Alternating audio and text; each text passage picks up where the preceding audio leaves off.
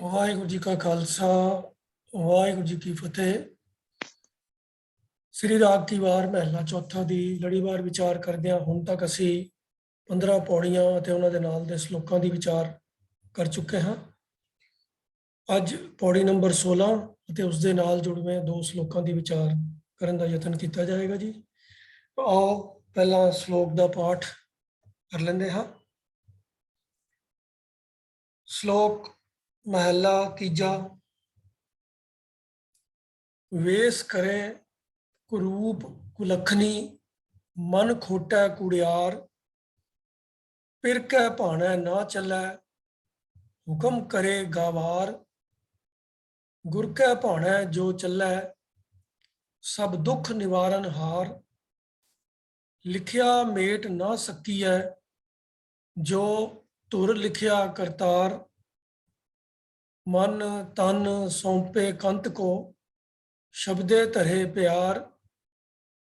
ਬਿਨ ਨਾਵੈ ਕਿਨੈ ਨਾ ਪਾਇਆ ਦੇਖੋ ਹਿਰਦੈ ਵਿਚਾਰ।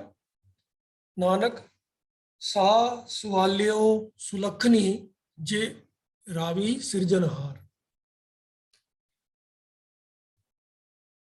ਗੁਰੂ ਅਮਰਦਾਸ ਪਾਤਸ਼ਾਹ ਦਾ ਇਹ ਸ਼ਲੋਕ, ਇਸ ਦੇ ਵਿੱਚ ਗੁਰੂ ਸਾਹਿਬ ਨੇ ਜੋ ਵੀ ਐਗਜ਼ਾਮਪਲ ਲੈ ਕੇ ਸੰਦੇਸ਼ ਦਿੱਤਾ ਹੈ ਉਹ ਮਨਮੁਖਾਂ ਦੀ ਤੇ ਗੁਰਮੁਖਾਂ ਦੀ ਜੋ ਵੱਖੋ ਵੱਖਰੀ ਜੀਵਨ ਜਾਂਚ ਹੈ ਉਸ ਨੂੰ ਸਾਡੇ ਸਾਹਮਣੇ ਖੋਲ੍ਹਿਆ ਹੈ। ਪਹਿਲੀ ਪੰਕਤੀ ਵਿੱਚ ਮਨਮੁਖਾਂ ਦੀ ਗੱਲ ਕਰਦੇ ਹੋਏ ਕਹਿੰਦੇ ਹਨ ਕਿ ਵੇਸ ਕਰੇ ਕੁਰੂਪ ਕੁਲੱਖਣੀ ਮਨ ਖੋਟੈ ਕੂੜਿਆਰ।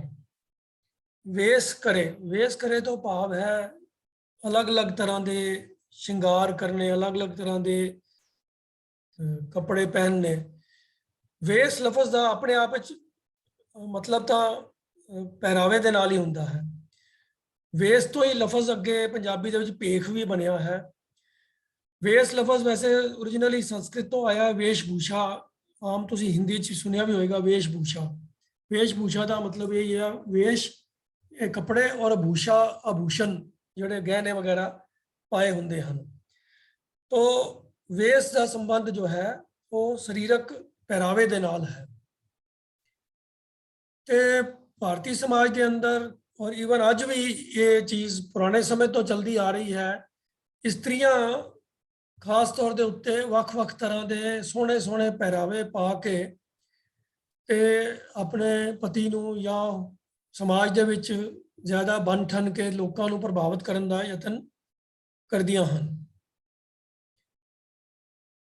ਤਾਂ ਸਮਾਜ ਦੇ ਅੰਦਰ ਉਸੇ ਇਸਤਰੀ ਨੂੰ ਚੰਗੇ ਵੇਸ਼ ਕਰਨ ਵਾਲੀ ਨੂੰ ਅੱਛੀ ਚੰਗੀ ਔਰਤ ਸਮਝਿਆ ਜਾਂਦਾ ਹੈ ਜਿਹੜੀ ਆਪਣੇ ਪਤੀ ਦੇ ਨਾਲ ਵਸਦੀ ਹੈ। ਜਿਹੜੀ ਔਰਤ ਦੀ ਆਪਣੇ ਪਤੀ ਦੇ ਨਾਲ ਨਾ ਬੰਦੀ ਹੋਵੇ ਤੇ ਉਹ ਹਾਰ ਸ਼ਿੰਗਾਰ ਜ਼ਿਆਦਾ ਕਰਦੀ ਹੋਵੇ ਤਾਂ ਐਸੀ ਇਸਤਰੀ ਨੂੰ ਦੁਹਾਗਨ ਜਾਂ ਕੁਲੱਖਣੀ ਐਸੇ ਲਫ਼ਜ਼ਾਂ ਦੇ ਨਾਲ ਸੰਬੋਧਨ ਕੀਤਾ ਜਾਂਦਾ ਹੈ। ਅੱਜ ਦੇ ਜ਼ਮਾਨੇ ਵਿੱਚ ਵੀ ਭਾਵੇਂ ਮੂੰਹੋਂ ਨਾ ਕੋਈ ਬੋਲੇ ਪਰ ਸਮਾਜ ਦੇ ਅੰਦਰ ਲੋਕੀ ਨੋਟਿਸ ਜ਼ਰੂਰ ਕਰਦੇ ਹਨ ਕਿ ਕਿਸੇ ਇਸਤਰੀ ਦੀ ਆਪਣੇ ਪਤੀ ਦੇ ਨਾਲ ਨਹੀਂ ਬੰਦੀ ਜਾਂ ਉਹ ਉਸਨੂੰ ਪਤੀ ਨੇ ਛੱਡ ਦਿੱਤਾ ਹੋਇਆ ਹੈ ਤੇ ਉਹ ਬਹੁਤ ਬਣ ਠਣ ਕੇ ਹਾਰ ਸ਼ਿੰਗਾਰ ਕਰਕੇ ਤੁਰਦੀ ਫਿਰਦੀ ਹੈ ਤਾਂ ਉਹਦੇ ਬਾਰੇ ਵਿੱਚ ਲੋਕੀ ਕਈ ਤਰ੍ਹਾਂ ਦੇ ਕਿਆਫੇ ਲਗਾਉਂਦੇ ਹਨ, ਅੰਦਾਜ਼ੇ ਲਗਾਉਂਦੇ ਹਨ ਕਿ ਬਈ ਇਹਦਾ ਕੋਈ ਨਾ ਕੋਈ ਚੱਕਰ ਹੋਏਗਾ, ਕਿਧਰੇ ਕੋਈ ਹੋਰ ਗਲਤ ਸੰਬੰਧ ਹੋਣਗੇ। ਹਾਲਾਂਕਿ ਜ਼ਮਾਨੇ ਦੇ ਬਦਲਣ ਦੇ ਨਾਲ ਥੋੜਾ ਬਹੁਤਾ ਇਹਨਾਂ ਗੱਲਾਂ ਦੇ ਵਿੱਚ ਕੁਝ ਕਮੀ ਵੀ ਆ ਗਈ ਹੈ ਕਿਉਂਕਿ ਹੁਣ ਬਹੁਤ ਗਿਣਤੀ ਦੇ ਵਿੱਚ ਇਸਤਰੀਆਂ ਕੰਮ ਵੀ ਕਰਦੀਆਂ ਹਨ, ਨੌਕਰੀ ਕਰਦੀਆਂ ਹਨ, ਵਪਾਰ ਵੀ ਕਰਦੀਆਂ ਹਨ ਤੇ ਉਹਦੇ ਵਾਸਤੇ ਉਹਨਾਂ ਨੂੰ ਚੰਗਾ ਪਹਿਰਾਵਾ ਪਹਿਨਣਾ ਹੀ ਪੈਂਦਾ ਹੈ। ਪਰ ਪੁਰਾਣੇ ਜ਼ਮਾਨੇ ਦੇ ਅੰਦਰ ਜਦੋਂ ਇਸਤਰੀਆਂ ਦਾ ਬਹੁਤਾ ਜੀਵਨ ਘਰ ਦੇ ਅੰਦਰ ਹੀ ਬੀਤਦਾ ਸੀਗਾ ਤਾਂ ਉਹਨਾਂ ਦਾ ਚੰਗਾ ਪਹਿਰਾਵਾ ਆਮ ਤੌਰ ਤੇ ਉਮੀਦ ਕੀਤੀ ਜਾਂਦੀ ਸੀ ਕਿ ਜਾਂ ਤਾਂ ਉਹ ਕਿਸੇ ਸਮਾਜਿਕ ਮੌਕੇ ਦੇ ਉੱਤੇ ਜਿਵੇਂ ਵਿਆਹ ਵਗੈਰਾ ਆਦਿ ਜਾਂ ਹੋਰ ਕੋਈ ਖੁਸ਼ੀ ਦਾ ਮੌਕਾ ਹੈ ਤਾਂ ਹੀ ਚੰਗਾ ਪਹਿਰਾਵਾ ਪਹਿਨਣਗੀਆਂ ਤੇ ਜਾਂ ਉਹ ਜਦੋਂ ਆਪਣੇ ਪਤੀ ਦੇ ਨਾਲ ਹੋਣਗੀਆਂ ਤਾਂ ਉਸ ਨੂੰ ਰਿਝਾਉਣ ਵਾਸਤੇ, ਉਸ ਨੂੰ ਖੁਸ਼ ਰੱਖਣ ਵਾਸਤੇ ਚੰਗੇ ਪਹਿਰਾਵੇ ਔਰ ਹਾਰ ਸ਼ਿੰਗਾਰ ਕਰਨਗੀਆਂ। तो जिस इस्त्री का पति वखरा होवे, विदेश गया होवे या उसने उन्होंने छड़ दिता होवे ते वो फिर भी हार शिंगार करती होवे, तो पुराने जमाने के अंदर ऐसी इस्त्री नूं चंगे आचरण वाली इस्त्री नहीं सी मन्निया जाता। ये समाजक प्रचल रिवाज सी, ये बस एवो जी सोच सी। अज के जमाने के अंदर लोग इस गल नूं बुरा भी कह सकते हैं, गलत भी मान सकते हैं कि क्योंकि वो अज की जो ਜਿਹੋ ਜਿਹਾ समाज का माहौल है उन्होंने सोच ਉਹਦੇ ਉੱਤੇ ਘੜੀ हुई है। लेकिन ये सारिया चीज़ां ऐसिया हैं ਜਿਹੜੀਆਂ समय के नाल और समाजक हालातों के मुताबिक समय समय के नाल बदलदियां रहंदियां हैं। जो खुला पहरावा, जिस तरीके का हार शिंगार अज के जमाने की औरतां करदियां हैं, जे अज तो कुछ सैकड़े साल पहलां दी औरतां करदियां होंदियां ते उन्हां दे उत्ते तां कई तरह के दूषण लग जाते, कई तरह के आरोप लग जाते। तो जिस समय ਦੀ ਅਸੀਂ ਗੱਲ ਕਰ ਰਹੇ ਹਾਂ, जिस समय गुरु अमरदास पातशाह ने बाणी उच्चारण की है, उन्होंने जो बाणी उच्चारण की है, जो शब्दावली वरती है, जो मिसाल वरती है, वो उस समय के हालातों के अनुसार जो चीज़ां प्रचलित सन उस वेले, जो उस वक्त जो समाज के हालात सन, जो उस वक्त के लोगों की सोच सी, ਉਹਦੇ ਉੱਤੇ ही आधारित है। कुछ लोग ये क्लेम करते हैं कि नहीं जी गुरबाणी तो सर्वकाली है, हमेशा वास्ते जुगो जुग अटल है गुरबाणी। तो उस गुरबाणी का सिद्धांत बिल्कुल ठीक गल है कि जुगो जुग अटल हैं और समय के नाल गुरबाणी के सिद्धांत नहीं बदलते। लेकिन जो मिसालां हैं, जो एग्जाम्पल्स वरतियां जांदियां हैं, वो समय के अनुकूल ही होंदियां हैं ते जिस तरीके का समाज का वरतारा होवे ਉਹਦੇ ਮੁਤਾਬਕ ही लोगों ਨੂੰ समझाने वास्ते उस समय के मुताबिक दियां मिसालां दी ही जिहड़ा है वरतों की जाती है। तो उस वक्त के समाज के अंदर जो स्त्रियां के प्रति विचारधारा सी, उसे नूं ही गुरु साहब ने इस श्लोक के अंदर वरत्या कि वेस करे कुरूप कुलखनी मन खोटा कुड़ियार फिर कह भाने ना चलै हुक्म करे गावार। तो ऐसी स्त्री की गल की है जिन्हों जीवन की सही जीवन जांच नहीं है, सोझी नहीं है, वो सिर्फ दिखावे की खातर हार शिंगार करती है, अपने आप को शिंगारती है, पर अंदरों वो गुण नहीं हैं, ना वो कोई रूप चंगा है और ਉਹਦੇ जो ਕੰਮ ਹਨ ਉਹ भी ਭੈੜੇ ਹਨ। तो ਉਹਦੇ वास्ते गुरु साहब ने लफज वरते हैं कुरूप ते कुलखनी। कुरूप का अर्थ तो सीधा सीधा ही है कि जिहदा रूप सुंदर नहीं है, भैड़ी शक्ल वाली। कुलखनी, लखनी लक्षण तो लफज तो बनया है, जिहदा भाव हुंदा है जिन्होंने अज आराम नाल असीं सिम्पटम कह सकते हैं अज की बोली के अंदर। तो सिम्पटम की होंदा है, बेसिकली अंदाजे लगाए जाते हैं किसी के हाव भाव तो, किसी के काम करन दे ढंग तो, जिस तरीके दे नाल उहदा चलना उठना बैठना बोलना हुंदा है, तो उहदे तो उहदियां निशानियां तो बंदे अंदाजा लगा लेंदे हैं कि इस इंसान का आचरण, इसका करैक्टर किहो जिहा होएगा। तो जिहदे भैड़े लक्षण उहनूं कुलक्षणी कुलखनी कहा जाता है। तो भाव की है वो तो वो आचरण के बारे भी एक अंदाजा लग जाता है कि आचरण भी चंगा नहीं होएगा। तो किनू गुरु साहब कह रहे हैं कुरूप ते कुलखनी मन खोटा कुड़ियार, कि जिहदे मन के अंदर खोट है, मूहों कुछ होर गल्लां करदी है, झूठ बोलती है, मन दे विच विचार कुछ होर हैं, फिर होर की है कि फिर क्या भाने ना चलै, अपने पति के हुक्म विच नहीं चलती, उसनूं खुश नहीं रखती, उसकी मर्जी मुताबिक नहीं चलती, हुक्म करे गवार, उल्टा पति के उत्ते हुक्म चला के अपनी गल जोर जबरदस्ती नाल मनवानी चाहती है। हुण अज के जमाने की सोच रखने वाले बंदे सवाल करनगे जी फिर ये गलती की है, स्त्री मर्द तो बराबर ही होंदे हैं, जे मर्द स्त्री नूं अपनी गल मनवा सकता है तो स्त्री भी तो मर्द नूं अपनी गल मनवा सकती है, ये बुराई की है। तो फिर मेरी बेनती यही है कि समय के मुताबिक हालात बदलते हैं, ਜੋ ਅੱਜ ਦੇ ਸਮਾਜ ਦਾ ਵਰਤਾਰਾ ਹੈ, ਜੋ ਅੱਜ ਦੇ ਲੋਕਾਂ ਦੀ ਸੋਚ ਹੈ, ਉਹ ਹਮੇਸ਼ਾ ਨਹੀਂ ਸੀ। ਪੁਰਾਣੇ ਜ਼ਮਾਨੇ ਦੇ ਅੰਦਰ ਇਹ ਐਕਸੈਪਟਡ ਸੋਸ਼ਲ ਨੋਰਮ ਸੀਗਾ ਕਿ ਇਸਤਰੀਆਂ ਨੇ ਪਤੀ ਨੂੰ ਖੁਸ਼ ਰੱਖਣਾ ਹੈ, ਉਹਦੀ ਗੱਲ ਨੂੰ ਪ੍ਰਵਾਨ ਕਰਨਾ ਹੈ, ਉਹਦੇ ਕਹੇ ਮੁਤਾਬਕ ਚੱਲਣਾ ਹੈ। ਇਹ ਸਮਾਜ ਦਾ ਐਕਸੈਪਟਡ ਜੋ ਚਾਲ ਚਲਨ ਸੀਗਾ।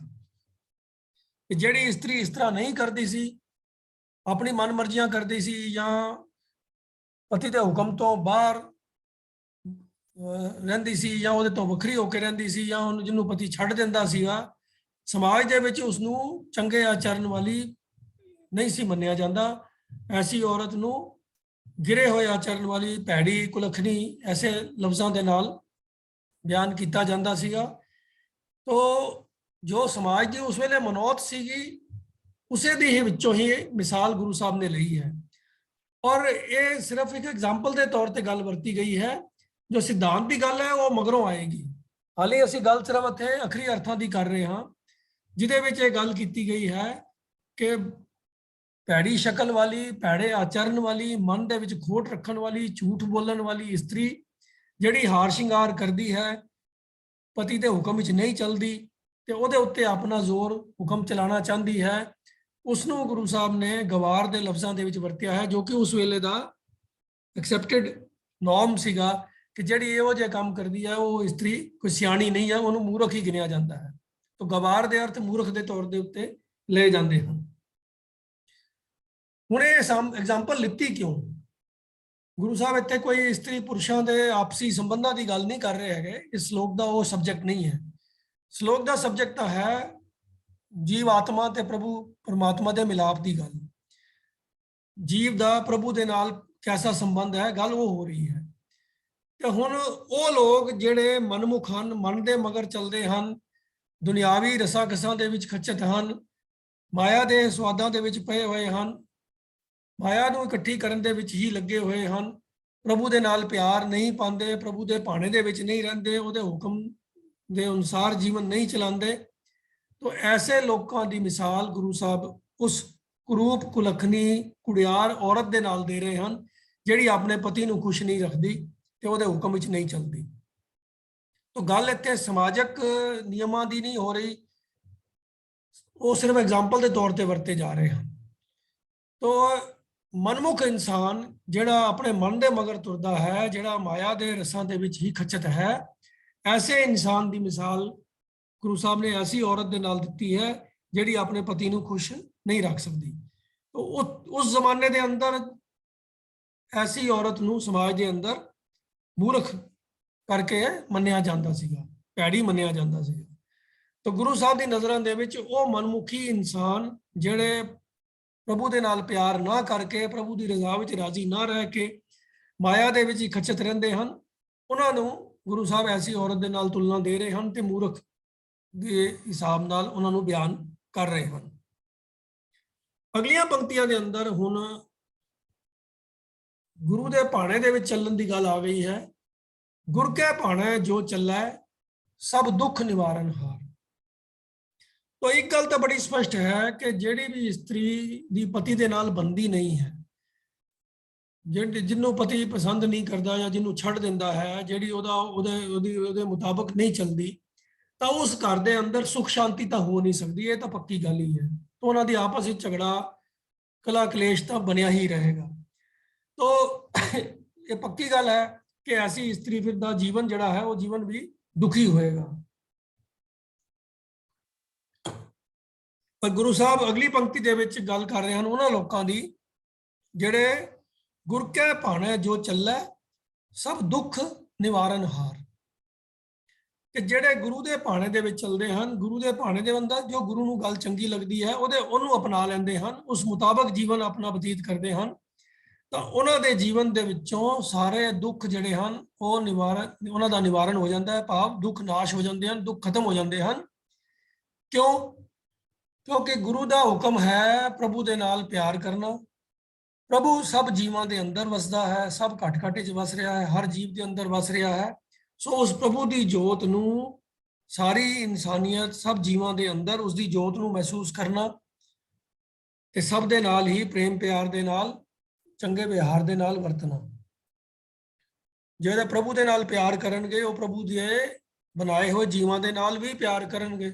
ਸੋ ਗੁਰੂ ਦਾ ਭਾਣਾ ਇਹੀ ਹੈ, ਗੁਰ ਕਾ ਭਾਣਾ ਜੋ ਚੱਲੈ ਸਭ ਦੁੱਖ ਨਿਵਾਰਨ ਹਾਰ। ਤੇ ਜਿਹੜਾ ਹਰ ਇਨਸਾਨ ਦੇ ਨਾਲ ਚੰਗੇ ਸੁਭਾਅ ਦੇ ਨਾਲ ਪੇਸ਼ ਆਏਗਾ, ਚੰਗੇ ਤਰੀਕੇ ਦੇ ਨਾਲ ਪੇਸ਼ ਆਏਗਾ, ਬਰਾਬਰੀ ਦਾ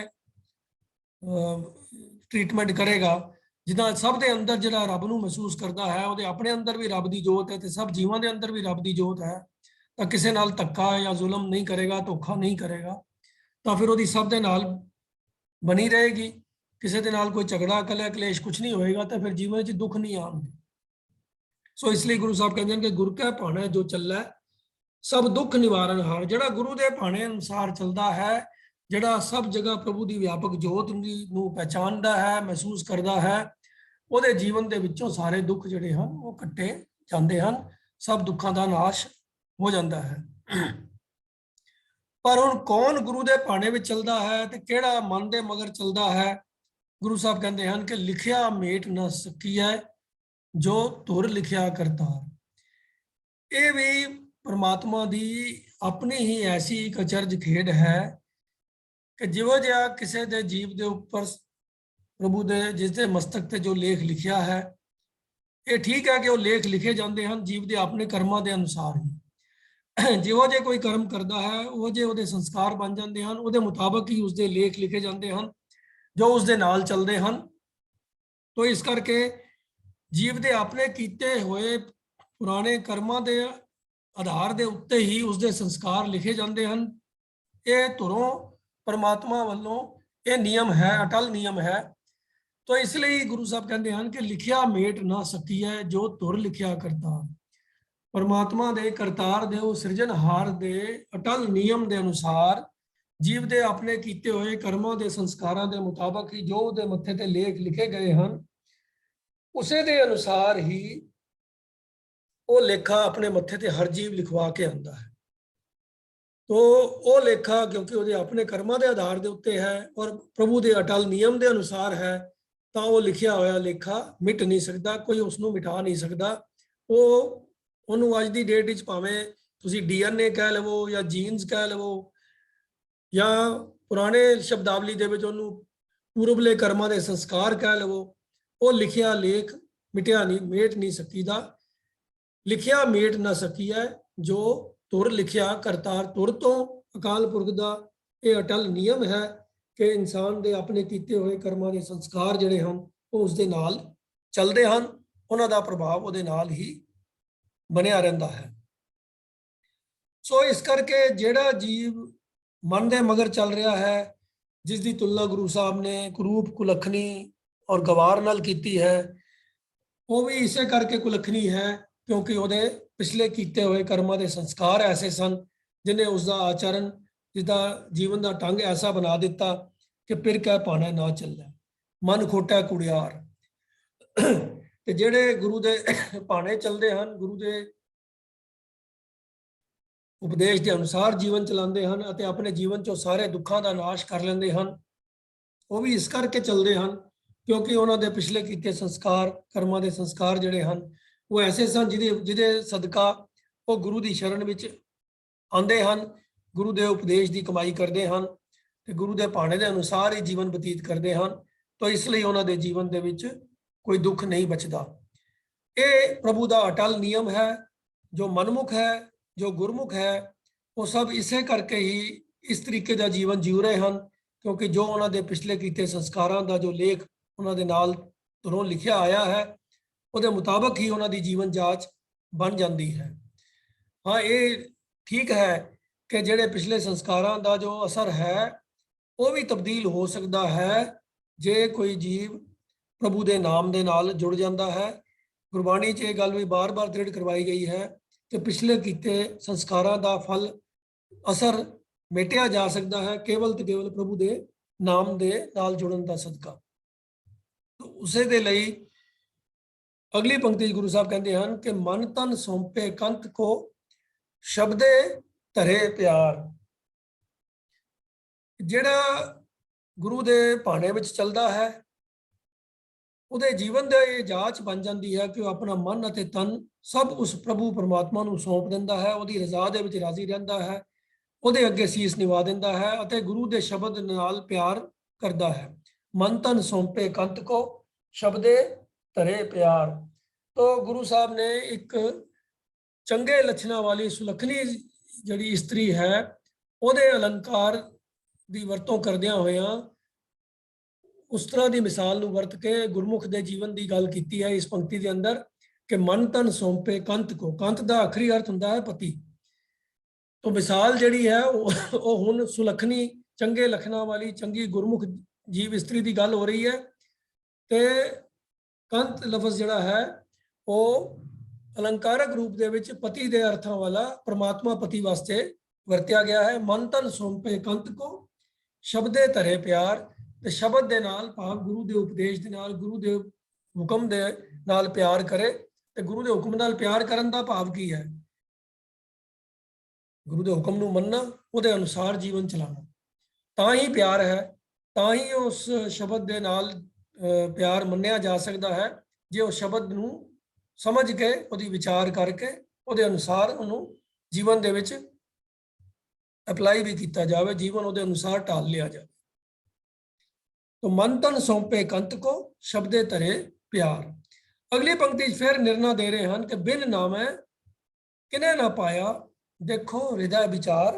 ये भाई इस गल नूं तुसीं अपने मन के अंदर हृदय च विचार करके देख लवो कि नाम तो बिना, नाम दे नाल जुड़े तो बिना किसी ने भी उस कंत पति प्रभु परमात्मा नूं किसी ने नहीं पाया। ਉਹਦੇ ਨਾਲ ਨੇੜਤਾ ਕਿਸੇ ਨੂੰ ਨਹੀਂ ਮਿਲਦੀ ਜਦ ਤੱਕ ਉਹਦੇ ਨਾਮ ਦੇ ਨਾਲ ਨਹੀਂ। ਨਾਮ ਕੀ ਹੈ? ਪ੍ਰਭੂ ਦੀ ਸਿਫਤ ਸਲਾਹ, ਪ੍ਰਭੂ ਦੇ ਗੁਣਾਂ ਦੀ ਯਾਦ, ਪ੍ਰਭੂ ਦੀ ਵਡਿਆਈਆਂ। ਤਾਂ ਪ੍ਰਭੂ ਦੇ ਗੁਣਾਂ ਦੇ ਨਾਲ ਸਾਂਝ ਪਾਉਣ ਤੋਂ ਬਿਨਾ ਕੋਈ ਵੀ ਪ੍ਰਭੂ ਦੇ ਨੇੜੇ ਨਹੀਂ ਹੋ ਸਕਦਾ। ਇਸ ਗੱਲ ਨੂੰ ਤੁਸੀਂ ਵਿਚਾਰ ਕਰਕੇ ਦੇਖ ਲਵੋ। ਤਾਂ ਅੰਤਲੀ ਪੰਕਤੀ 'ਚ ਫਿਰ ਗੁਰੂ ਸਾਹਿਬ ਸੁਲੱਖਣੀ ਜਿਹੜੀ ਇਸਤਰੀ ਹੈ ਉਹਦੀ ਨਿਸ਼ਾਨੀ ਦੱਸਦੇ ਹੋਏ ਕਹਿੰਦੇ ਹਨ ਕਿ ਅਸਲ ਮਾਇਨਿਆਂ ਦੇ ਵਿੱਚ हे नानक, नानक सा सवालियो सुलखनी जी रावी सिरजनहार। असल विच वही इस्त्री चंगे लक्षणों वाली ते सवालियो दा भाव हुंदा सुंदर या सोहनी इस्त्री है जिहदे उत्ते वो सिरजनहार प्रभु दी मेहर हुंदी है। जिस इस्त्री नूं भाव जिस जीव इस्त्री नूं वो सिरजनहार परमात्मा अपने नाल मेल लैंदा है। ਰਾਵੀ ਰਾਵੀ ਤੋਂ ਭਾਵ ਹੁੰਦਾ ਹੈ ਜਿਹੜੀ ਉਹਦੇ ਨਾਲ ਮਿਲ ਜਾਂਦੀ ਹੈ, ਜਿਹਦਾ ਮਿਲਾਪ ਹੋ ਜਾਂਦਾ ਹੈ ਉਹਦੇ ਨਾਲ। ਤਾਂ ਕੁਲੱਖਣੀ ਇਸਤਰੀ ਤੋਂ ਗੱਲ ਸ਼ੁਰੂ ਕਰਕੇ ਸ਼ਲੋਕ ਦੇ ਅੰਦਰ ਗੁਰੂ ਸਾਹਿਬ ਨੇ ਸੁਲੱਖਣੀ ਤੱਕ ਦੀ ਜਿਹੜੀ ਪਛਾਣ ਹੈ ਉਹ ਕਰਾ ਦਿੱਤੀ ਹੈ ਇਸ ਸ਼ਲੋਕ ਦੇ ਅੰਦਰ। ਤਾਂ ਜਿਹੜੇ ਮਨ ਦੇ ਮਗਰ, ਮਨ ਦੇ ਵਿੱਚ ਖੋਟ ਰੱਖ ਕੇ ਝੂਠ ਬੋਲਣ ਵਾਲੇ, ਪ੍ਰਭੂ ਦੀ ਰਜ਼ਾ ਦੇ ਵਿੱਚ ਰਾਜ਼ੀ ਨਾ ਰਹਿਣ ਵਾਲੇ ਹਨ, ਗੁਰੂ ਸਾਹਿਬ ਨੇ ਉਹਨਾਂ ਨੂੰ ਤੁਲਨਾ ਦਿੱਤੀ ਹੈ ਕੁਰੂਪ ਤੇ ਕੁਲੱਖਣੀ ਨਾਲ और गवार करके संबोधन किया है। तो जेडे गुरु के भाणे चलते हैं, गुरु के उपदेश की कमाई करते हैं, उन्होंने जीवन के विचों सारे दुख निकल जाते हैं तो उन्होंने गुरु के उपदेश के नाल प्यार पै जाता है। गुरु प्रभु के नाल अगे वो अपने आप को समर्पित कर देंगे हैं, हौमे का त्याग कर देंगे हैं, मन और तन को प्रभु के अगे समर्पण कर देंगे हैं, उसकी रजा के विच ही राजी रहते हैं। और सिद्धांत की गल गुरु साहब ने इस तो पहली पंक्ति दसी है कि बिन नामे किने ना पाया, देखो हृदय विचार। तो जेड़ा गुरु के भाणे में चलता है, गुरु के उपदेश के अनुसार चलता है, गुरु का उपदेश उसनों प्रभु की सिफत सलाह के नाल, प्रभु के नाम के नाल ही जोड़ता है। गुरु का उपदेश है ही यही कि प्रभु के नाम के नाल सुरत नूं जोड़ना, तो उसदे बिना कोई पा नहीं सकता। तो इस करके अंतली पंक्ति गुरु साहब ने गल समझा दी है कि असल सुंदर ते सुलखनी चंगे लखना वाली ते सुंदर जीव इस्त्री वही है जिहड़ी प्रभु दे नाल मिलाप हासिल कर लैंदी है। ते प्रभु दे पान दा ढंग, प्रभु दे नाल मिलाप दा ढंग की है? नाम दा रंग। बिन नामे किने ना पाया, जब नाम तो बिना कोई पा ही नहीं सकता, इसका मतलब पान दा ढंग इक्को ही है, नाम दे नाल सुरत नूं जोड़ना, नाम दे द्वारा ही प्रभु दे नाल मिलाप हासिल हो सकता है। तो इस श्लोक दे अंदर मनमुख अते गुरमुख दोहां दे पक्ष गुरु साहब ने एक्सप्लेन कर देते हैं। मिसाल लिखी है समाज के विचों उस इस्त्री की जिहड़ी पति दे नाल जिहदी नहीं बनती, उहदे भाणे च नहीं चलती, तो वह मूर्ख है। जिहड़ी ਪਤੀ ਤੋਂ ਭਾਣੇ ਵਿੱਚ ਰਹਿੰਦੀ ਹੈ। ਮਨ ਤਨ ਸੌਂਪੇ ਕੰਤ ਕੋ, ਸ਼ਬਦੇ ਧਰੇ ਪਿਆਰ। ਗੁਰੂ ਦੇ ਉਪਦੇਸ਼ ਦੇ ਨਾਲ ਉਹਦੇ ਹਰ ਹੁਕਮ ਨੂੰ ਮੰਨ ਕੇ ਆਪਣੇ ਆਪ ਨੂੰ ਸਮਰਪਣ ਕਰ ਦਿੰਦੀ ਹੈ, ਹਉਮੈ ਦਾ ਤਿਆਗ ਕਰ ਦਿੰਦੀ ਹੈ। ਉਹ ਪ੍ਰਭੂ ਦੇ ਨਾਲ, ਪਤੀ ਪ੍ਰਭੂ ਦੇ ਨਾਲ ਮਿਲਾਪ ਹਾਸਲ ਕਰ ਲੈਂਦੀ ਹੈ। ਉਸੇ ਨੂੰ ਹੀ ਸੁੰਦਰ ਤੇ ਸੁਲੱਖਣੀ ਇਸਤਰੀ ਦੀ ਤੁਲਨਾ ਦਿੱਤੀ ਗਈ ਹੈ। ਅਗਲੇ ਸ਼ਲੋਕ ਵਿੱਚ ਹੁਣ ਗੁਰੂ ਸਾਹਿਬ ਫਰਮਾਉਂਦੇ ਹਨ, ਉਹ ਵੀ ਗੁਰੂ ਅਮਰਦਾਸ ਪਾਤਸ਼ਾਹ ਦਾ ਸ਼ਲੋਕ ਹੈ, ਮਹਿਲਾ ਤੀਜਾ। ਮਾਇਆ ਮੋਹ ਗੁਬਾਰ ਹੈ, ਤਿਸ ਦਾ ਨਾ ਦਿਸੈ ਉਰਵਾਰ ਨਾ ਪਾਰ। ਮਨਮੁਖ ਅਗਿਆਨੀ ਮਹਾ ਦੁਖ ਪਾਇੰਦੇ, ਡੁੱਬੇ ਹਰ ਨਾਮ ਵਿਸਾਰ। ਭਲਕੇ ਉਠ ਬਹੁ ਕਰਮ ਕਮਾਵੈ, ਦੂਜੈ ਭਾਏ ਪਿਆਰ। ਸਤਿਗੁਰ ਸੇਵੈ ਆਪਣਾ, ਭੋਜਨ ਉਤਰੇ ਪਾਰ। ਨਾਨਕ ਗੁਰਮੁਖ ਸੱਚ ਸਮਾਵੈ, ਸਚ ਨਾਮ ਉਰਤਾਰ। ਇਸ ਸ਼ਲੋਕ ਦੇ ਵਿੱਚ ਵੀ ਦੋਨੋਂ ਹੀ ਪੱਖ ਲਏ ਗਏ ਹਨ, ਮਨਮੁਖ ਦੇ ਵੀ ਤੇ ਗੁਰਮੁਖ ਦੇ ਵੀ। ਤੋ ਜਗਤ ਦਾ ਇਹ ਵਰਤਾਰਾ ਹੈ, ਪ੍ਰਭੂ ਦੀ ਐਸੀ ਹੀ ਖੇਡ ਹੈ। ਪ੍ਰਭੂ ਨੇ ਇਸ ਸ੍ਰਿਸ਼ਟੀ ਦੀ ਰਚਨਾ ਕੀਤੀ, ਜੀਵ ਪੈਦਾ ਕੀਤੇ, ਮਨੁੱਖਾਂ ਨੂੰ ਵੀ ਉਹਨਾਂ ਦੀ ਸਿਰਜਣਾ ਵੀ ਕੀਤੀ ਤੇ ਜਗਤ ਦੇ ਅੰਦਰ ਮਾਇਆ ਦਾ ਵੀ ਵਰਤਾਰਾ ਪ੍ਰਭੂ ਦਾ ਹੀ ਆਪਣਾ ਪੈਦਾ ਕੀਤਾ ਹੋਇਆ ਹੈ। ਪਰ ਇਹ ਮਾਇਆ ਐਸੀ ਪ੍ਰਭੂ ਦੀ ਬਣਾਈ ਹੋਈ ਹੈ ਕਿ ਜਿਹੜੇ ਵੀ ਉਹਦੇ ਪਿਆਰ ਦੇ ਵਿੱਚ ਫਸਦੇ ਹਨ, ਉਹਨਾਂ ਨੂੰ ਫਿਰ ਹੋਰ ਕੁਝ ਸੁਝਦਾ ਹੀ ਨਹੀਂ ਹੈ। ਉਹਦੇ ਅੰਦਰ ਹੀ ਖਚਤ ਹੋ ਕੇ ਰਹਿ ਜਾਂਦੇ ਹਨ। ਜਿਵੇਂ ਧੁੰਦ ਪਈ ਹੋਵੇ ਬਹੁਤ ਜ਼ਿਆਦਾ, ਗੁਬਾਰ ਦਾ ਲਫ਼ਜ਼ ਗੁਰੂ ਸਾਹਿਬ ਨੇ ਵਰਤਿਆ ਹੈ। ਤਾਂ ਗੁਬਾਰ ਵੀ ਜਿਹੜਾ ਹੈ ਉਹ ਹਨੇਰਾ, ਕੁੱਪ ਹਨੇਰਾ ਜਿਵੇਂ ਹੋਵੇ ਉਸ ਨੂੰ ਗੁਬਾਰ ਕਿਹਾ ਜਾਂਦਾ ਹੈ। ਜਦੋਂ ਧੁੰਦ ਪਈ ਹੋਈ ਹੋਵੇ ਤਾਂ ਵੀ ਇਸ ਤਰੀਕੇ ਦਾ ਹੀ ਕੁੱਪ ਹਨੇਰਾ ਹੋ ਜਾਂਦਾ ਹੈ ਕਿ ਬੰਦੇ ਨੂੰ ਕੁਝ ਸੁਝਦਾ ਨਹੀਂ ਹੈ, ਨਜ਼ਰ ਨਹੀਂ ਆਉਂਦਾ। ਤਾਂ ਉਸੇ ਤਰੀਕੇ ਦੇ ਹਾਲਾਤ ਦੀ ਮਿਸਾਲ ਦਿੰਦਿਆਂ ਹੋਇਆ ਗੁਰੂ ਸਾਹਿਬ ਕਹਿੰਦੇ ਹਨ ਕਿ ਮਾਇਆ ਦਾ ਮੋਹ ਜਿਹੜਾ ਹੈ ਉਹ ਗੁਬਾਰ ਹੈ। ਮਾਇਆ ਮੋਹ ਗੁਬਾਰ ਹੈ, ਕਿਸ ਦਾ ਨਾ ਦਿਸੈ ਉਰਵਾਰ ਨਾ ਪਾਰ। ਉਰਵਾਰ ਦਾ ਮਤਲਬ ਹੈ ਉਰਲਾ ਪਾਸਾ, ਪਾਰ ਦਾ ਮਤਲਬ ਹੈ ਪਰਲਾ ਪਾਸਾ। ਇਹ ਹਾਲਾਤ ਉਦੋਂ ਬਣਦੇ ਹਨ ਮਾਨੋ ਕੋਈ ਬੰਦਾ ਦਰਿਆ ਦੇ ਕਿਨਾਰੇ ਖੜਾ ਹੈ ਤੇ ਧੁੰਦ ਪੈ ਗਈ ਹੈ। ਹੁਣ ਹਾਲਾਤ ਇਹ ਬਣ ਜਾਂਦੇ ਹਨ ਕਿ ਉਹਨੂੰ ਤਾਂ ਨਾ ਦਰਿਆ ਦਾ ਉਰਲਾ ਪੰਨਾ ਨਜ਼ਰ ਆਉਂਦਾ ਹੈ, ਨਾ ਪਰਲਾ ਪੰਨਾ ਨਜ਼ਰ ਆਉਂਦਾ ਹੈ, ਇਤਨੇ ਕੁੱਪ ਹਨੇਰਾ ਹੈ। ਤਾਂ ਇਨਸਾਨ ਦੀ ਜ਼ਿੰਦਗੀ ਦੇ ਅੰਦਰ ਜਦੋਂ ਉਹ ਮਾਇਆ ਦੇ ਵਿੱਚ ਖਚਤ ਹੋ ਜਾਂਦਾ ਹੈ, ਮਾਇਆ ਦੇ ਮੋਹ ਦੇ ਵਿੱਚ ਫਸ ਜਾਂਦਾ ਹੈ, ਤਾਂ ਉਹਦੀ ਸੋਝੀ ਜਿਹੜੀ ਹੈ ਉਹ ਬਿਲਕੁਲ ਮਾਇਆ ਦੇ ਹੀ ਪਾਸੇ ਖਚਤ ਹੋ ਜਾਂਦੀ ਹੈ। ਉਸ ਨੂੰ ਹੋਰ ਕੁਝ ਸੁਝਦਾ ਹੀ ਨਹੀਂ ਹੈ। तो जीवन का असल मकसद की है, ये मनुखा जीवन क्यों मिलिया है, जीवन के विच कर्म करने की हैं, किन्हां चीज़ों तो बचना है, किहड़े काम करने हैं, ये सब चीज़ों की उन्होंने सोझी खत्म हो जाती है। उसकी जिवें धुंद दे विच फसिया होया बंदा, ਉਹਦੇ ਵਾਸਤੇ ਕਹਿੰਦੇ ਹਨ ਕਿ ਉਹਦੇ ਹੱਥ ਨੂੰ ਹੱਥ ਨਜ਼ਰ, ਦੂਜਾ ਹੱਥ ਨਜ਼ਰ ਨਹੀਂ ਆਉਂਦਾ। तो ਉਹ ਹਾਲਾਤ ਉਸ ਮਾਇਆ ਦੇ ਮੋਹ 'ਚ ਫਸੇ ਹੋਏ ਇਨਸਾਨ ਦੇ ਵੀ ਹੋ ਜਾਂਦੇ ਹਨ ਕਿ ਉਹਨੂੰ ਸਿਵਾਏ ਮਾਇਆ ਦੇ ਪਦਾਰਥਾਂ ਦੇ, ਮਾਇਆ ਦੇ ਰਸਾਂ ਦੇ ਹੋਰ ਕੋਈ ਚੀਜ਼ ਸੁਝਦੀ ਹੀ ਨਹੀਂ ਹੈ। ਜੀਵਨ ਦਾ ਕੀ ਮਕਸਦ ਹੈ, ਬਾਕੀ ਦੂਜੇ ਪ੍ਰਭੂ ਦੀ ਰਚਨਾ ਵਿੱਚ ਹੋਰ ਜਿਹੜੇ ਜੀਵ ਹਨ ਉਹਨਾਂ ਦੇ ਨਾਲ ਕਿਸ ਤਰ੍ਹਾਂ ਦਾ ਵਰਤਾਰਾ ਕਰਨਾ ਹੈ, ਆਪਣੇ ਆਲੇ ਦੁਆਲੇ ਦੀ ਕੀ ਸੰਭਾਲ ਕਰਨੀ ਹੈ, ਜ਼ਿੰਦਗੀ 'ਚ ਕਰਮ ਕੀ ਕਰਨੇ ਹਨ, ਕੁਝ ਨਹੀਂ ਸਮਝ ਆਉਂਦਾ। ਇੱਕੋ ਇੱਕ ਉਹਦੇ ਜੀਵਨ ਦਾ ਮਕਸਦ ਰਹਿ ਜਾਂਦਾ ਹੈ ਮਾਇਆ, ਮਾਇਆ ਤੇ ਮਾਇਆ। ਔਰ ਇਸ ਮਾਇਆ ਦੇ ਮੋਹ ਦੇ ਵਿੱਚ ਫਸੇ ਹੋਏ ਫਿਰ ਐਸੇ ਜੀਵ जो हालात बन जाती है, गुरु साहब ने अगली पंक्ति बयान किया है कि मनमुख अज्ञानी महा दुख पाइंदे, डुबे हर नाम विसार। वो जीवन का जो असल काम है प्रभु के नाम के नाल सुरत नूं जोड़ना, वो उसनों भी भुला देंदे हन। हरि के नाम नूं भुला के ऐसे मन के मगर चलन वाले अज्ञानी बंदे बहुत वड्डे दुख पाते हैं, महा दुख पाइंदे ते डुब जाते हैं इस संसार भवजल के अंदर ही, ਵਿਕਾਰਾਂ ਦੇ ਇਸ ਸਮੁੰਦਰ ਦੇ ਅੰਦਰ ਹੀ ਉਹ ਖਚਤ ਹੋ ਜਾਂਦੇ ਹਨ। ਜੀਵਨ ਦੇ ਵਿੱਚ ਉਹਨਾਂ ਦਾ ਫਿਰ ਹੋਰ ਕਿਸੇ ਕਿਸਮ ਦਾ ਕੋਈ ਆਤਮਿਕ ਤਰੱਕੀ ਹੁੰਦੀ ਨਹੀਂ ਹੈ। ਸਾਰਾ ਜੀਵਨ ਉਹਨਾਂ ਦਾ ਮਾਇਆ ਦੇ ਕਰਮਾਂ ਦੇ ਵਿੱਚ, ਵਿਕਾਰਾਂ ਦੇ ਰਸਾਂ ਨੂੰ ਮਾਨਣ ਦੇ ਵਿੱਚ ਹੀ ਖਤਮ ਹੋ ਜਾਂਦਾ ਹੈ। ਭਲਕੇ ਉਠ ਬਹੁ ਕਰਮ ਕਮਾਵੇ, ਦੂਜੇ ਪਾਏ ਪਿਆਰ। ਉਹ ਹਰ ਦਿਨ ਸਵੇਰੇ ਉੱਠ ਕੇ ਕੰਮ ਤਾਂ ਬਹੁਤ ਕਰਦੇ ਹਨ, ਦੇਖਣ ਨੂੰ ਲੱਗਦਾ ਹੈ ਕਿ ਬੜਾ ਉਦਮ ਕਰ ਰਹੇ ਹਨ, ਬੜੇ ਕਰਮ ਕਰਦੇ ਹਨ, ਪਰ ਉਹ ਸਾਰੇ ਕਰਮ ਜਿਹੜੇ ਉਹਨਾਂ ਦੇ ਹੁੰਦੇ ਹਨ ਉਹ ਮਾਇਆ ਦੇ ਪਿਆਰ ਦੇ ਵਿੱਚ ਹੀ ਹੁੰਦੇ ਹਨ। ਜੀਵਨ ਦਾ ਮਕਸਦ ਹੀ ਕੇਵਲ ਹੁੰਦਾ ਹੈ ਵੱਧ ਤੋਂ ਵੱਧ ਮਾਇਆ ਇਕੱਤਰ ਕਰਨੀ, ਮਾਇਆ ਦੇ ਰਸਾਂ ਨੂੰ ਮਾਨਣਾ, ਮਾਇਆ ਦੇ ਪਦਾਰਥ ਇਕੱਠੇ ਕਰਨੇ। ਤਾਂ ਮਨਮੁੱਖਾਂ ਦੀ ਜੋ ਜੀਵਨ ਦੀ ਅਵਸਥਾ ਹੈ ਉਹ ਇਹਨਾਂ 3 ਪੰਕਤੀਆਂ 'ਚ ਗੁਰੂ ਸਾਹਿਬ ਨੇ ਪਹਿਲੀਆਂ ਸ਼ਲੋਕ ਦੀਆਂ ਇਹਨਾਂ 3 ਪੰਕਤੀਆਂ 'ਚ ਬਿਆਨ ਕੀਤੀਆਂ ਹਨ ਕਿ ਇਹ ਮਨ ਦੇ ਮਗਰ ਤੁਰਨ ਵਾਲੇ ਇਨਸਾਨ ਮਾਇਆ ਦੇ ਮੋਹ ਦੇ ਵਿੱਚ, ਇੱਕ ਅੰਧਕਾਰ ਦੇ ਵਿੱਚ, ਇੱਕ ਧੁੰਦ ਗੁਬਾਰ ਦੇ ਵਿੱਚ ਫਸ ਜਾਂਦੇ ਹਨ, ਜਿੱਥੇ ਉਹਨਾਂ ਨੂੰ ਜੀਵਨ ਦਾ ਕੋਈ ਰਾਹ ਨਜ਼ਰ ਨਹੀਂ ਆਉਂਦਾ। ਔਰ ਐਸੇ ਅਗਿਆਨ ਦੇ ਵਿੱਚ ਫਸੇ ਹੋਏ ਇਨਸਾਨ ਸਾਰਾ ਜੀਵਨ ਪ੍ਰਭੂ ਦੀ ਸਿਫਤ ਸਲਾਹ ਨੂੰ ਭੁਲਾ ਕੇ ਦੁਖੀ ਹੁੰਦੇ ਹਨ। ਬਹੁਤ ਕਰਮ ਕਰਦੇ ਵੀ ਹਨ, ਪਰ ਉਹ ਸਾਰੇ ਕਰਮ ਮਾਇਆ ਦੇ ਪਿਆਰ ਵਾਲੇ ਹੀ ਹੁੰਦੇ ਹਨ। ਤਾਂ ਇਸ ਕਰਕੇ ਜਦੋਂ ਉਹਨਾਂ ਨੂੰ ਫਿਰ ਉਹ ਆਪਣੀਆਂ ਮਨ ਦੀਆਂ ਇੱਛਾਵਾਂ ਪੂਰੀਆਂ ਨਹੀਂ ਹੁੰਦੀਆਂ ਤੇ ਉਹ ਦੁਖੀ ਵੀ ਹੁੰਦੇ ਹਨ ਤੇ ਫਿਰ ਨਜਾਇਜ਼ ਕਰਮ ਵੀ ਕਰਦੇ ਹਨ। ਇਸ ਦੇ ਉਲਟ ਜਿਹੜੇ ਗੁਰਮੁਖ ਹਨ ਉਹਨਾਂ ਦੀ ਗੱਲ ਹੁਣ ਅਗਲੀਆਂ 2 ਪੰਕਤੀਆਂ 'ਚ ਗੁਰੂ ਸਾਹਿਬ ਕਰ ਰਹੇ ਹਨ ਕਿ ਸਤਿਗੁਰ ਸੇਵੈ ਆਪਣਾ ਭੌਜਲ ਉਤਰੇ ਪਾਰ, ਨਾਨਕ ਗੁਰਮੁਖ ਸੱਚ ਸਮਾਵੈ ਸੱਚ ਨਾਮ ਉਰਤਾਰ।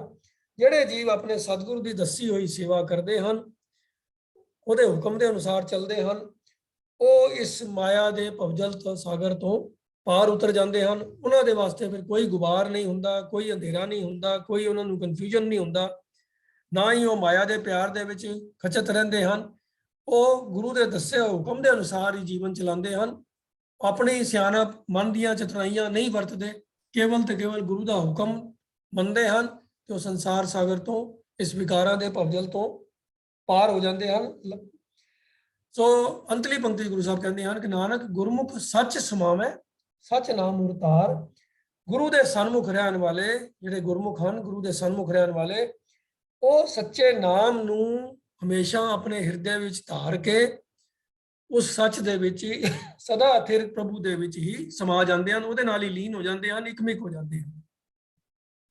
तो जो पिछले श्लोक ਦੇ ਵਿੱਚ ਗੱਲ ਕੀਤੀ ਗਈ ਸੀ ਕਿ ਪ੍ਰਭੂ ਦੇ ਨਾਲ ਮਿਲਾਪ ਕਿਵੇਂ ਹੁੰਦਾ ਹੈ, ਨਾਮ ਦੇ ਰਾਹੀਂ ਹੁੰਦਾ ਹੈ, ਉਹੀ ਚੀਜ਼ ਦੀ ਅਵਸਥਾ ਦਾ ਬਿਆਨ ਇੱਥੇ ਵੀ ਹੈ। ਜਿਹੜੇ ਗੁਰੂ ਦੇ ਸਨਮੁਖ ਹੁੰਦੇ ਹਨ ਉਹ ਸੱਚ ਨਾਮ ਨੂੰ ਆਪਣੇ ਹਿਰਦੇ ਵਿੱਚ ਟਿਕਾ ਲੈਂਦੇ ਹਨ ਤੇ ਉਸ ਨਾਮ ਦੇ ਆਸਰੇ ਹੀ ਉਹ ਉਸ ਸੱਚ ਸਦਾ ਸਥਿਰ ਰਹਿਣ ਵਾਲੇ ਪ੍ਰਭੂ ਪਰਮਾਤਮਾ ਦੇ ਵਿੱਚ ਹੀ ਸਮਾ ਜਾਂਦੇ ਹਨ, ਇਕਮਿਕ ਹੋ ਜਾਂਦੇ ਹਨ, ਉਸ ਦਾ ਹੀ ਰੂਪ ਹੋ ਜਾਂਦੇ ਹਨ।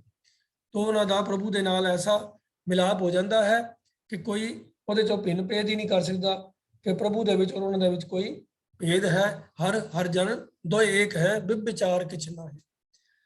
ਸੋ ਇਸ ਤਰੀਕੇ ਦੇ ਨਾਲ ਮਨਮੁਖ ਔਰ ਗੁਰਮੁਖ ਦੋਵਾਂ ਦੇ ਜੋ ਜੀਵਨ ਹੈ ਦੀ ਅਵਸਥਾ ਹੈ ਉਹਦਾ ਇਸ ਸ਼ਲੋਕ ਦੇ ਅੰਦਰ ਗੁਰੂ ਸਾਹਿਬ ਨੇ ਦ੍ਰਿਸ਼ ਸਾਡੇ ਸਾਹਮਣੇ ਪੇਸ਼ ਕੀਤਾ ਹੈ।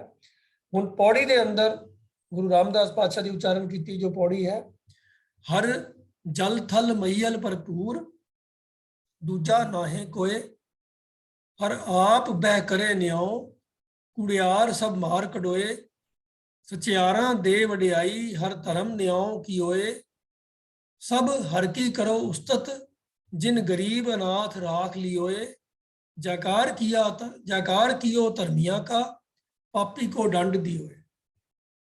ਇਹ ਉਹਨਾਂ ਅਕਾਲ ਪੁਰਖ ਦੀ ਆਪਣੀ ਹੀ ਖੇਡ ਹੈ ਕਿ ਜਗਤ ਦੇ ਵਿੱਚ ਉਸਨੇ ਜੀਵਾਂ ਨੂੰ ਪੈਦਾ ਕੀਤਾ ਹੈ। ਜਗਤ ਵਿੱਚ ਮਾਇਆ ਦਾ ਵਰਤਾਰਾ ਵੀ ਹੈ ਔਰ ਜਗਤ ਦੇ ਵਿੱਚ ਇਨਸਾਨਾਂ ਦੇ ਵਿੱਚ ਬੰਦੇ ਮਨਮੁਖ ਵੀ ਹਨ ਤੇ ਗੁਰਮੁਖ ਵੀ ਹਨ। ਪਰ ਇਸ ਖੇਡ ਦੇ ਅੰਦਰ ਪ੍ਰਭੂ ਨੇ ਆਪ ਹੀ ਇਹ ਖੇਡ ਬਣਾ ਕੇ ਤੇ ਆਪ ਹੀ ਨਿਯਮ ਵੀ ਬਣਾਏ ਹਨ ਕਿ ਜਿਹੜਾ ਆਪਣੇ ਮਨੁੱਖਾ ਜੀਵਨ ਦਾ ਮਕਸਦ ਸਮਝ ਕੇ ਗੁਰੂ ਦੀ ਸ਼ਰਨ ਵਿੱਚ ਪੈ ਕੇ ਗੁਰੂ ਦੇ ਉਪਦੇਸ਼ ਦੀ ਕਮਾਈ ਕਰਕੇ ਜੀਵਨ ਨੂੰ ਸਫਲ ਕਰ ਲਏਗਾ, ਪ੍ਰਭੂ ਦੀ ਸਿਫਤ ਸਲਾਹ ਦੇ ਨਾਲ, ਪ੍ਰਭੂ ਦੇ ਨਾਮ ਦੇ ਨਾਲ ਜੁੜ ਜਾਏਗਾ, ਉਹ ਸੰਸਾਰ ਸਾਗਰ ਤੋਂ ਪਾਰ ਹੋ ਜਾਏਗਾ ਤੇ ਪ੍ਰਭੂ ਦੀ ਦਰਗਾਹ ਦੇ ਵਿੱਚ ਇੱਜ਼ਤ ਮਾਨ ਪਾਏਗਾ। ਜਿਹੜਾ ਮਨ ਦੇ ਮਗਰ ਤੁਰ ਕੇ ਸਿਰਫ ਮਾਇਆ ਦੇ ਹੀ ਮਗਰ ਲੱਗ ਕੇ ਜੀਵਨ ਦਾ ਸਾਰਾ ਸਮਾਂ ਵਿਅਰਥ ਗਵਾ ਦੇਗਾ ਤਾਂ ਉਸ ਨੂੰ ਮੁੜ ਕੇ ਫਿਰ ਜਨਮ ਮਰਨ ਦੇ ਗੇੜ ਦੇ ਵਿੱਚ ਪੈਣਾ ਪਏਗਾ।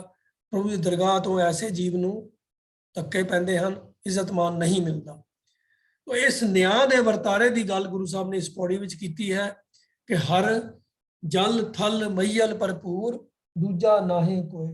ਉਹ ਪ੍ਰਭੂ ਆਪ ਇਸ ਸ੍ਰਿਸ਼ਟੀ ਦੀ ਰਚਨਾ ਕਰਕੇ ਸਾਰੀ ਸ੍ਰਿਸ਼ਟੀ ਦੇ ਵਿੱਚ ਆਪ ਮੌਜੂਦ ਹੈ, ਜਲ ਵਿੱਚ ਵੀ ਹੈ, ਥਲ ਵਿੱਚ ਵੀ ਹੈ, ਪ੍ਰਿਥਵੀ ਉੱਤੇ ਹਰ ਥਾਂ ਦੇ ਉੱਤੇ ਉਹ ਮੌਜੂਦ ਹੈ। ਕੋਈ ਐਸੀ ਜਗ੍ਹਾ ਨਹੀਂ ਹੈ ਸਾਰੀ ਸ੍ਰਿਸ਼ਟੀ ਦੇ ਅੰਦਰ ਜਿੱਥੇ ਉਸ ਪ੍ਰਭੂ ਦੀ ਹਸਤੀ ਨਾ ਮੌਜੂਦ ਹੋਵੇ ਔਰ ਉਸ ਪ੍ਰਭੂ ਦਾ ਕੋਈ ਦੂਜਾ ਸ਼ਰੀਕ ਵੀ ਨਹੀਂ ਹੈ, ਉਹਦੇ ਮੁਕਾਬਲੇ ਦਾ ਕੋਈ ਹੋਰ ਹੈ ਵੀ ਨਹੀਂ ਹੈ। ਇੱਕੋ ਇੱਕ ਵਾਹਿਦ ਕੇਵਲ ਪ੍ਰਭੂ ਇੱਕ ਅਕਾਲ ਪੁਰਖ ਆਪ ਹੀ ਹੈ ਜੋ ਸਰਵ ਵਿਆਪਕ ਹੈ ਔਰ ਆਪਣੇ ਬਣਾਏ ਹੋਏ ਖੇਡ ਦੇ ਨਿਯਮਾਂ ਦੇ ਮੁਤਾਬਕ ਉਹ ਆਪ ਹੀ ਸਭ ਜੀਵਾਂ ਦੇ ਨਾਲ ਨਿਆਂ ਕਰਦਾ ਹੈ, ਜਸਟਿਸ ਕਰਦਾ ਹੈ ਤੇ ਉਹਨਾਂ ਜੀਵਾਂ ਨੂੰ ਜਿਹੜੇ ਆਪਣਾ ਜਨਮ ਵਿਅਰਥ ਗਵਾ ਦਿੰਦੇ ਹਨ, ਜਿਹੜੇ ਕੇਵਲ ਮਾਇਆ ਦੇ ਵਿੱਚ ਹੀ ਖਚਤ ਰਹਿੰਦੇ ਹਨ, ਉਹਨਾਂ ਕੁੜਿਆਰਾਂ ਨੂੰ, ਖੋਟਿਆਂ ਨੂੰ ਉਹ ਆਪਣੀ ਦਰਗਾਹ ਦੇ ਵਿੱਚੋਂ ਬਾਹਰ ਕੱਢ ਦਿੰਦਾ ਹੈ ਤੇ ਮੁੜ ਮੁੜ ਕੇ ਉਹ ਫਿਰ ਜਨਮ ਮਰਨ ਦੇ ਗੇੜੇ 'ਚ ਪਏ ਰਹਿੰਦੇ ਹਨ। ਹਰ ਆਪ ਬੈ ਕਰੇ ਨਿਆਓ, ਕੁੜਿਆਰ ਸਭ ਮਾਰ ਕਢੋਏ।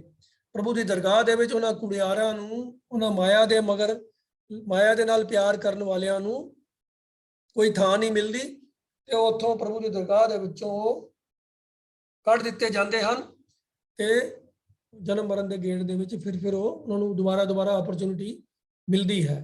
ਤਾਂ ਕੁੜਿਆਰ ਜਿਹੜੇ ਕੂੜ ਦੇ ਨਾਲ ਪਿਆਰ ਕਰਦੇ ਹਨ, ਕੂੜ ਦਾ ਹੀ ਰੂਪ ਹੋ ਜਾਂਦੇ ਹਨ, ਕੇਵਲ ਮਾਇਆ ਦੇ ਮਗਰ ਹੀ ਤੁਰਦੇ ਹਨ। ਸਚਿਆਰ ਜਿਹੜੇ ਸੱਚ ਦੀ ਵਿਚਾਰ ਕਰਦੇ ਹਨ, ਸੱਚ ਦੇ ਨਾਲ ਹੀ ਜੁੜ ਜਾਂਦੇ ਹਨ। ਤਾਂ ਅੱਗੇ ਗੱਲ ਆ ਗਈ, ਸਚਿਆਰਾਂ ਦੇ ਵਡਿਆਈ ਹਰ ਧਰਮ ਨਿਆਓ ਕੀ ਹੋਏ। ਜਿਹੜੇ ਸੱਚ ਦੇ ਵਪਾਰੀ ਹਨ, ਜਿਹੜੇ ਪ੍ਰਭੂ ਦੇ ਨਾਮ ਦੇ ਨਾਲ ਜੁੜਦੇ ਹਨ, ਉਹਨਾਂ ਨੂੰ ਪਰਮਾਤਮਾ ਦੀ ਦਰਗਾਹ ਦੇ ਵਿੱਚ ਇੱਜ਼ਤ ਮਿਲਦੀ ਹੈ, ਵਡਿਆਈ ਮਿਲਦੀ ਹੈ। ਮਾਨੋ ਇਹ ਪ੍ਰਭੂ ਨੇ ਐਸਾ ਧਰਮ ਦਾ ਨਿਆਂ ਕੀਤਾ ਹੈ। ਇਹ ਉਹਦੇ ਆਪਣੇ ਹੀ ਬਣਾਏ ਹੋਏ ਐਸੇ ਨਿਯਮ ਹਨ ਕਿ ਜਿਹੜੇ ਇਨਸਾਨ ਮਨੁੱਖਾ ਜੀਵਨ ਦਾ ਸਦਉਪਯੋਗ ਕਰਦੇ ਹਨ ਤੇ ਪ੍ਰਭੂ ਦੀ ਸਿਫਤ ਸਲਾਹ ਦੇ ਨਾਲ ਜੁੜ ਕੇ ਪ੍ਰਭੂ ਦੇ ਨਾਲ ਅਭੇਦ ਹੋ ਜਾਂਦੇ ਹਨ, ਉਹਨਾਂ ਨੂੰ ਵਡਿਆਈ ਮਿਲਦੀ ਹੈ, ਪ੍ਰਭੂ ਦੀ ਦਰਗਾਹ ਵਿੱਚ ਇੱਜ਼ਤ ਮਿਲਦੀ ਹੈ, ਪ੍ਰਭੂ ਦੇ ਨਾਲ ਅਭੇਦ ਹੋ ਜਾਂਦੇ ਹਨ। ਜਿਹੜੇ ਮਾਇਆ ਦੇ ਮਗਰ ਹੀ ਤੁਰਦੇ ਰਹਿੰਦੇ ਹਨ, ਉਹਨਾਂ ਨੂੰ ਦਰਗਾਹ ਤੋਂ ਮਾਰ ਪੈਂਦੀ ਹੈ ਤੇ ਜਨਮ ਮਰਨ ਦੇ ਗੇੜ ਦੇ ਵਿੱਚ ਮੁੜ ਮੁੜ ਕੇ ਆਉਣਾ ਪੈਂਦਾ ਹੈ। ਤਾਂ ਇਸ ਲਈ ਅਗਲੀ ਪੰਕਤੀ ਵਿੱਚ ਗੁਰੂ ਸਾਹਿਬ ਕਹਿੰਦੇ ਹਨ ਕਿ ਸਭ ਹਰ ਕੀ ਕਰੋ ਉਸਤਤ, ਜਿਨ ਗਰੀਬ ਅਨਾਥ ਰਾਖ ਲਈ ਹੋਏ। ਐਸੇ ਪ੍ਰਭੂ ਦੀ ਸਾਰੇ ਭਾਈ ਸਿਫਤ ਸਲਾਹ ਕਰੋ, ਜਿਹੜਾ ਮਜ਼ਲੂਮਾਂ ਦੀ, ਗਰੀਬਾਂ ਦੀ, ਅਨਾਥਾਂ ਦੀ ਰੱਖਿਆ ਕਰਨ ਵਾਲਾ ਹੈ। ਉਹਦੇ ਦਰ ਦੇ ਉੱਤੇ ਜਿਹੜੇ ਢਹਿ ਪੈਂਦੇ ਹਨ ਨਿਮਰਤਾ ਦੇ ਵਿੱਚ, ਜਿਹੜੇ ਉਹਦੀ ਸ਼ਰਨ ਵਿੱਚ ਆ ਜਾਂਦੇ ਹਨ, ਉਹ ਸਭ ਦੀ ਰੱਖਿਆ ਕਰਦਾ ਹੈ, ਸਭ ਨੂੰ ਗਲੇ ਨਾਲ ਲਾ ਲੈਂਦਾ ਹੈ। ਪ੍ਰਭੂ ਦੀ ਦਰਗਾਹ ਦੇ ਵਿੱਚ ਕੋਈ ਦੁਨਿਆਵੀ ਪਦਾਰਥਾਂ ਦੀ, ਦੁਨਿਆਵੀ ਮਾਨ ਸਤਿਕਾਰ ਦੀ ਕੋਈ ਵੈਲਿਊ ਨਹੀਂ ਹੈ।